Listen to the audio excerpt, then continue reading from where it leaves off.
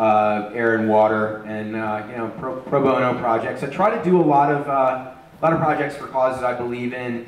Sometimes I make posters, and I'm using the posters to get the word out about the cause and raise money for the cause. So I'm donating a portion of the proceeds. I call it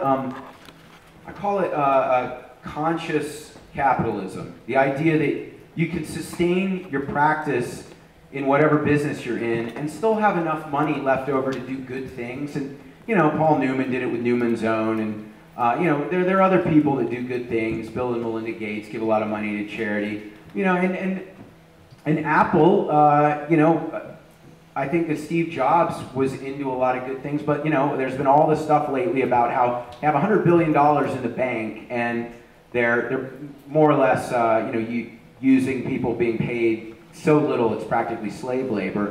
It's just like, be a good human being, you know. It shouldn't be that hard. So these are other pro bono projects or cause-related projects. For Operation Democracy is for MoveOn.org, you know, green energy, recycled paper, the oil spill in the Exxon Valdez. Some of the stuff's older. So now we get to the image that. Thanks. I'm glad. You know.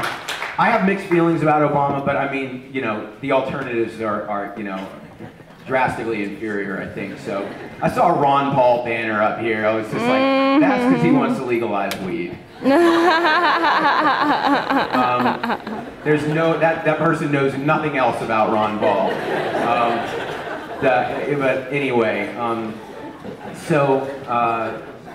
and you know, you know, his foreign policy positions and his position on legalizing marijuana, I don't partake in the kind bud myself, but that's your prerogative. That's someone's prerogative. But you know, really, Obama's pretty much the only viable choice again. In 2008, I heard Obama's speech in 2004. Thought that it was a really at the Democratic convention. Thought it was a powerful speech. Thought that he was compelling.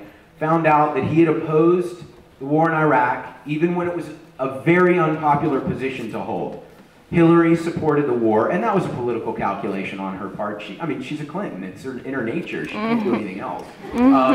So, I mean, I like her also, but Obama to me seemed like somebody that, when he talked about decreasing the influence of lobbyists in Washington, supporting working people, pushing for green energy and green technology, getting out of Iraq. All of these things to me seemed very sincere, and it seemed like this might be a mainstream candidate who could be a delivery vehicle for progressive policy positions that I believe in, and what a coup that would be if he were president of the United States.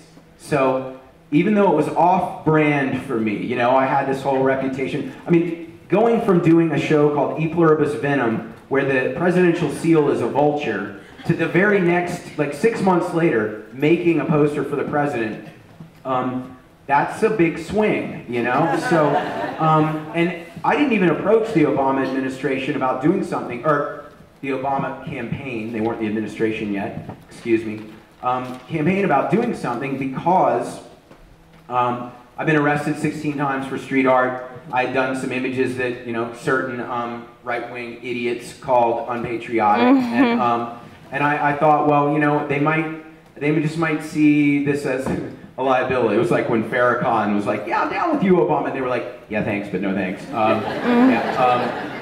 Like, keep that to yourself, man, you know? Anyway. I'll leave it at that, Black History Month. Just read up about Farrakhan. But anyway, he's said some controversial things. But I'm down with the Black Panthers. I love Bobby Seale, Huey Newton. But anyway, I made the poster, and it became a viral phenomenon. I did it. I had a friend that knew somebody in the campaign, and I said, I want to make a poster, and they asked somebody else, and somehow they said, oh yeah, we know that guy's stuff. Yeah, tell him go ahead. And what I found out was that one of the people there had been part of punkvoter.com in 2004, and he was, luckily, he was very low, but he was the only one asked, and he knew my work, so he cleared it. So next thing you know, the poster became kind of the unofficial poster for the campaign, and nothing I've ever made in my life has taken off that way. And people asked me, is it propaganda? And I said, yes, it's absolutely propaganda.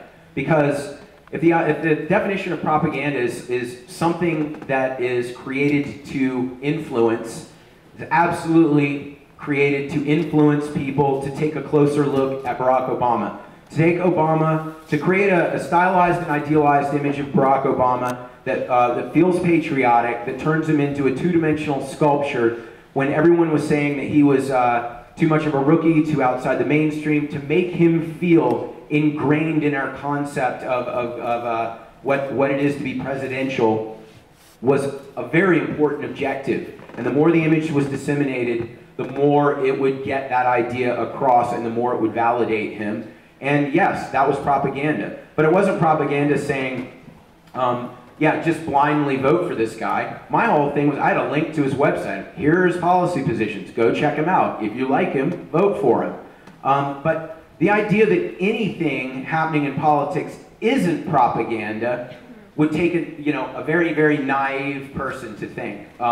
There's propaganda around us all the time. Everything we're inundated with has an agenda. And in a way, it's depressing to me to have to combat the oversimplification of so many narratives that should be, very nuanced with things that are distilled down to a simple hope. I mean, God, it's just so simple.